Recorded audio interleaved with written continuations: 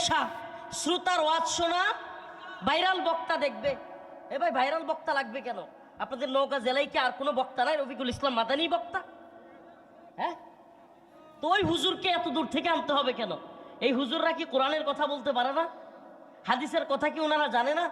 আমার চাইতে অনেক বড় বড় আলেম তো এই মঞ্চে বসে আছে, কিংবা শ্রোতা, আমার চাইতে বড় আলেম শ্রোতা মঞ্চে বসে আছে। কি সমস্যা? ও আপনি হুজুরকে বলার সময় তাকওয়ার কথা বলবেন, হুজুর হাদিয়া নেয়, আপনার মধ্যেই তো তাকওয়া নেই। আপনার মধ্যে তাকওয়া কোথায়? এক হুজুরের এক ভিডিও দেখলাম আজকে ভাইরাল, নামটা বলেই ফেলি, হযরত মাওলানা হাফিজুর রহমান সিদ্দিকী কোয়ারলা হুজুর। হুজুরের দেখলাম বিবারিয়ার এক প্রোগ্রাম, হুজুর যাইতে পারে নাই। আরেক হুজুর মেরাজুল হক কাসিমি দামাত বারকাতুহুম ফোন দিয়েছেন, উনি বলছেন যে আমি ফোনে কোনো কথা বলতে পারবো না। হ্যাঁ, বিষয়টা কি? যতটুকু জানলাম,